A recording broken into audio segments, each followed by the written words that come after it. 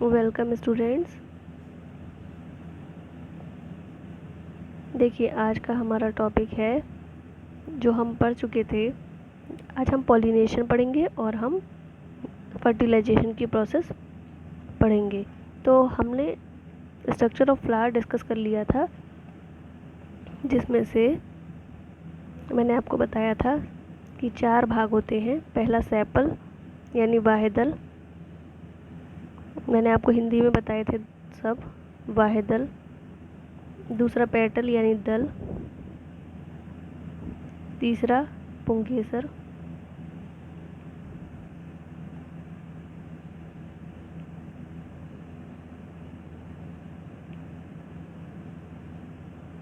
और चौथा स्त्री केसर।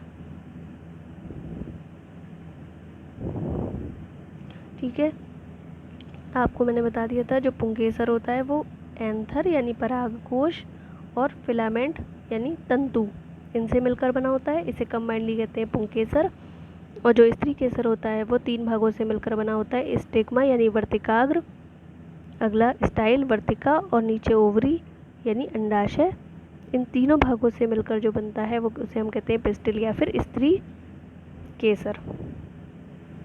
क्या कहते हैं? स्त्री केसर। ठीक है, ये भाग मैंने आपको बता दिए थे।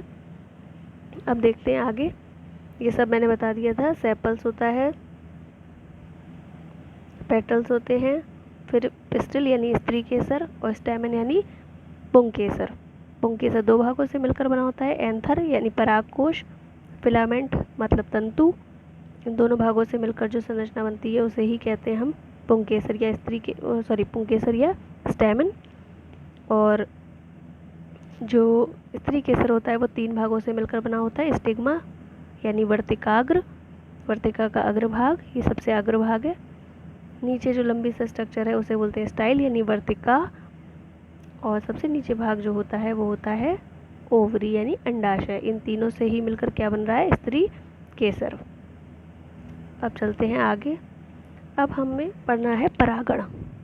क्या पढ़ना है? परागण की क्रिया। परागण को इंग्लिश में बोलते हैं पॉलिनेशन। क्या बोलते हैं? पॉलिनेशन। ठीक है, तो पॉलिनेशन की क्या होता है? देखिए, ये जो पराग कोश होता है, मैंने आपको बताया था ना, जो पुंकेसर होता है उसमें 2 भाग होते हैं। ऊपर पराग कोश होता है, नीचे ये तंतु होता है। तो ये जो पराग कोश होता है इसमें बहुत सारे क्या बनते हैं? पराग कण बनते हैं। क्या बनते हैं? पराग कण। ठीक है, पराग कण बनते हैं।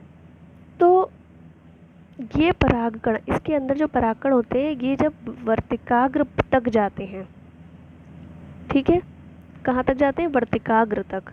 तो इस क्रिया को पॉलिनेशन या फिर परागण कहते हैं। ये कैसे जाते हैं? हवा चली, वायु के द्वारा भी जा सकते हैं, जल के द्वारा भी जा सकते हैं, कीटों के द्वारा भी जा सकते हैं, जंतुओं के द्वारा भी जा सकते हैं, पक्षी के द्वारा भी जा सकते हैं। तो किसी भी माध्यम से जब ये परागकण किसी वर्तिकाग्र तक जाते हैं तो इस क्रिया को परागण कहते हैं। ठीक है, परागण जो होता है वो 2 प्रकार का होता है। कितने प्रकार का होता है? 2 प्रकार का। परपरागण और दूसरा स्वपरागण।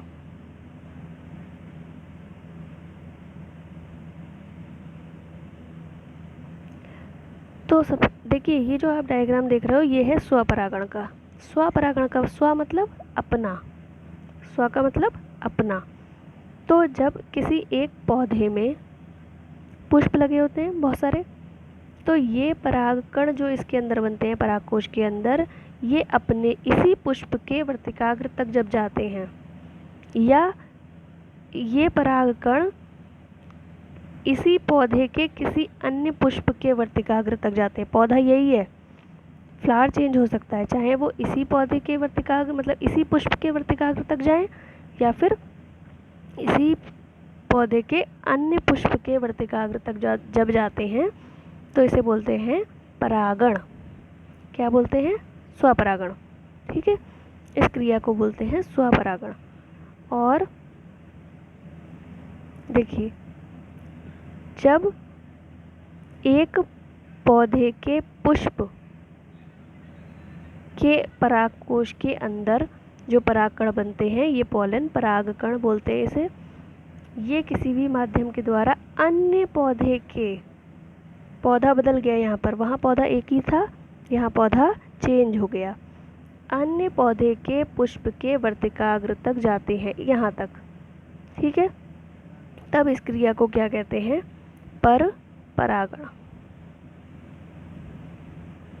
वहाँ पौधा एक ही था, चाहे वो अपने ही पुष्प के वर्तिकाग्र तक पहुँच जाए या अपने ही पौधे के अलग पुष्प के वर्तिकाग्र तक, लेकिन क्रॉस पॉलिनेशन में क्या होता है, जब जो परागकण होते हैं वो अन्य पौधे के पुष्प के वर्तिकाग्र तक जाते हैं, तो इस क्रिया को परपरागण कहते हैं, ठीक है।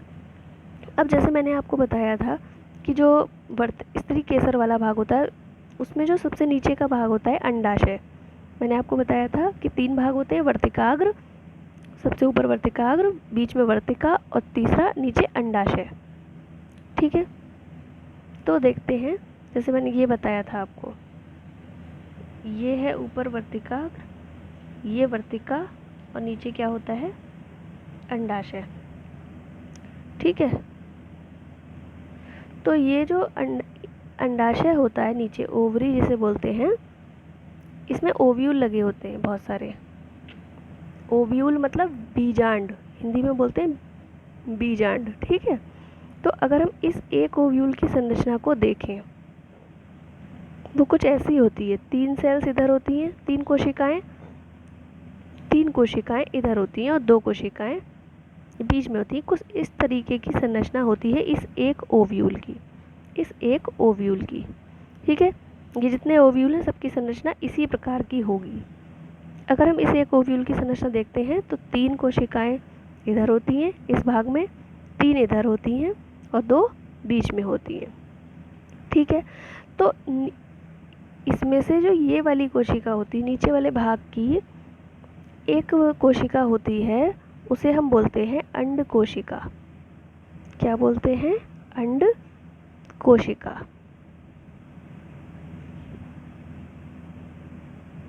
ठीक है, अंड कोशिका बोलते हैं।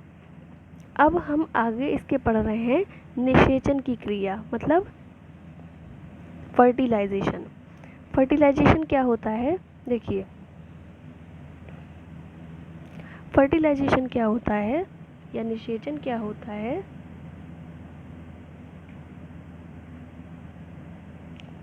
जब नर युग्मक मादा युग्मक के साथ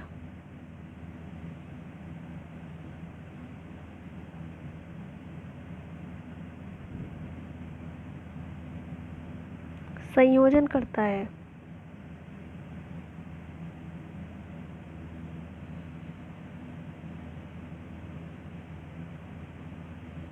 ठीक, क्या करता है? संयोजन करता है, तब इस क्रिया क्या कहलाती है? ये क्रिया निषेचन, ठीक। और दोनों के मिलने से, यानी नर युग्मक प्लस मादा युग्मक, इन दोनों के मिलने से क्या बनता है? भ्रूण का निर्माण होता है। क्या बनता है? भ्रूण, ठीक है। और ये भ्रूण जो है इसको एम्ब्रियो बोलते हैं। क्या बोलते हैं? एम्ब्रियो, इंग्लिश में एम्ब्रियो और हिंदी में भ्रूण। समझ में आ गया? इस क्रिया को क्या कहते हैं? निषेचन कहते हैं। अब देखिए, जब पॉलन ग्रेन, जैसे मैंने आपको बताया था, जो परागकण थे वो यहाँ आए, इस वर्तिकाग्र तक आ गए, ये दोनों परागकण हैं, ये दोनों क्या हैं? ऊपर परागकण जो आए थे किसी भी माध्यम से, वायु, जल, ठीक है, किसी भी माध्यम से ये परागकण होते हैं। तो इस परागकण के अंदर से, ये एक परागकण है, एक नलिका निकल आती है ऐसे करके, ये जो आप येलो कलर की ये देख रहे हैं, ये नलिका निकल आती है और ये कहाँ तक जाती है, यही ओव्यूल वाले भाग तक, मतलब बीजांड तक जाती है। जैसे मैंने बताया था कि बहुत सारे ओवरी वाला भाग होता है, इसमें बहुत सारे ओव्यूल लगे होते हैं। तो ये जो पराग नलिका है ये इस एक ओव्यूल तक के अंदर तक जाती है। ठीक है, जब अंदर तक जाएगी तो क्या होता है कि जो परागकण होते हैं इसमें, इसके अंदर, जैसे ये है परागकण, इसके अंदर 2 युग्मक बन जाते हैं, नर युग्मक।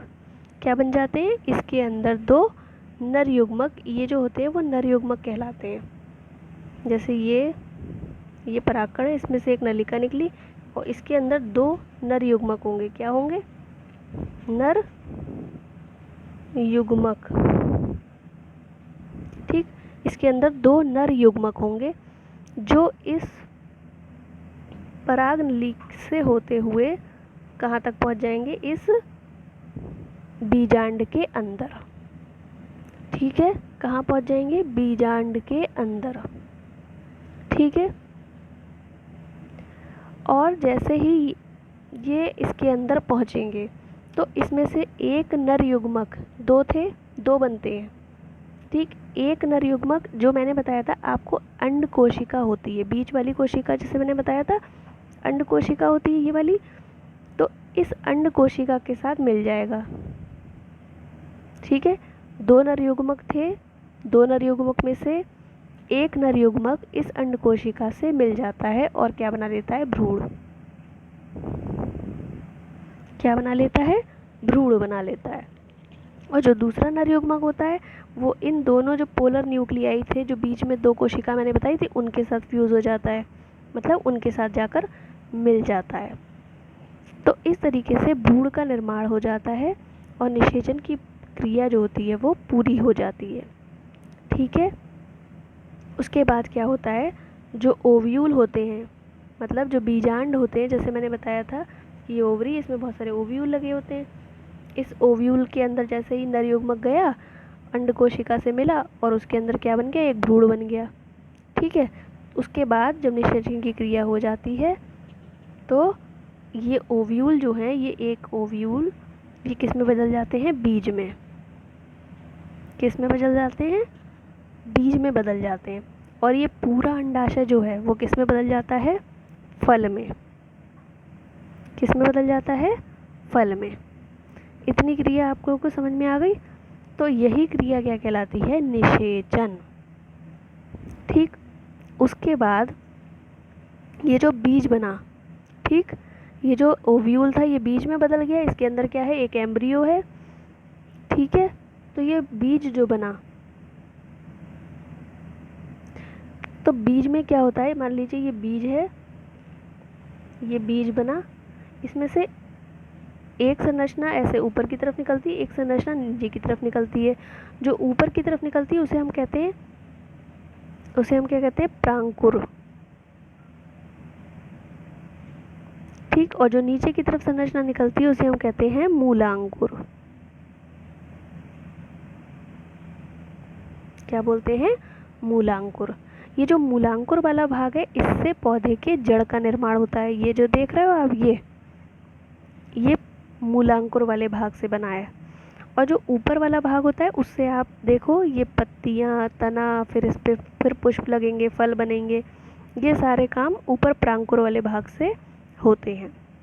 जो ऊपर वाला भाग निकलता है उसे प्रांकुर कहते हैं, जो नीचे वाला भाग होता है वो मूलांकुर कहलाता है, जिससे जड़ का निर्माण होता है। अब इतनी पूरी प्रोसेस आपने समझ ली होगी। अब आप लोग एक बार एनिमेशन के थ्रू देखिए।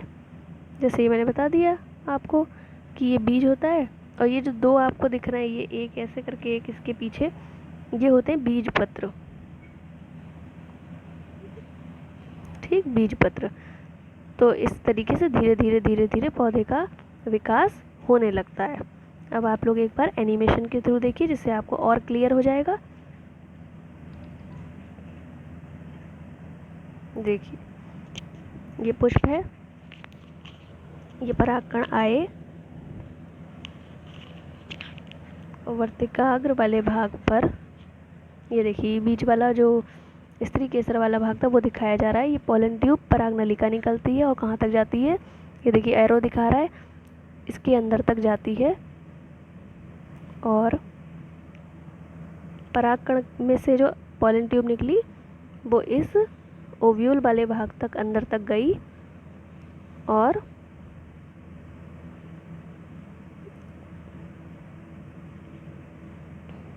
ठीक है, ये पूरा भाग जो है ये ओव्यूल वाला भाग है। 6 कोशिकाएं, 3 ऊपर और 3 नीचे। ठीक है, इसके सारे भाग दिखा रहे हैं। ऊपर वाली कोशिका एंटीपोडल सेल कहलाती है, नीचे वाली कोशिका एग एपरेटस कहलाती है, बीच में 2 कोशिकाएं होती हैं वो पोलर न्यूक्लियाई कहलाती हैं। तो इस परागनलिका में ये जो देखिए आपको रेड कलर के 2 छोटे छोटे परागकण नर युग्मक दिखाई दिए, वो एक अंड कोशिका से नीचे देखिए फ्यूज हो गया, जिससे क्या बन गया, जाइगोट। क्या बन गया, डिप्लॉयड जाइगोट यानी भ्रूण। इससे बनेगा भ्रूण। ठीक है, और बीज वाला जो भाग है वो भ्रूण पोष बना लेता है, जो कि भ्रूण का पोषण करता है। ये जो भ्रूण बना है नीचे अंड कोशिका के साथ मिलकर इसका पोषण करता है। ये ऊपर बीच में जो संरचना बनी है ये। ठीक है, तो समझ में आ गई होगी आपके कि किस तरीके से निषेचन की क्रिया होती है। अब ये बीज किस तरीके से ग्रो करता है ये भी देख लीजिए एक बार। ये एक मान लीजिए एक बीज है, इसके अंदर भ्रूण होता है। ये छोटा सा जो एनिमेशन बेबी दिखा रहे हैं ये क्या है, एक भ्रूण जैसी संरचना होती है। मतलब एक पौधे में जो संरचना होती है वो। तो इस तरीके से देखिए ग्रीन कलर का जो आपको संरचना दिख रही है इस बीज के अंदर, वो क्या है, प्रांकुर वाला भाग है, जिससे ऊपर पत्तियां, तने ये देखिए बन रहा है। और नीचे जो मूलांकुर वाला भाग था उससे नीचे क्या बन गई, जड़। ये देखिए ऊपर वाले प्रांकुर वाले भाग से क्या बन गया, पत्तियां वगैरह। ठीक है, तो इस तरीके से हमने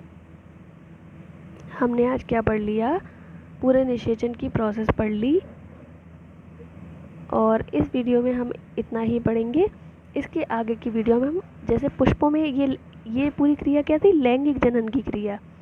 ठीक है, उससे पहले आपने पौधों में क्या पढ़ा था, अलैंगिक जनन, पौधों और जंतुओं में अलैंगिक जनन। ये थी पौधों में लैंगिक जनन। और अब हम इसके आगे पढ़ेंगे मानव में लैंगिक जनन। ठीक है, तो इस वीडियो में हम इतना ही पढ़ेंगे। Thank you so much.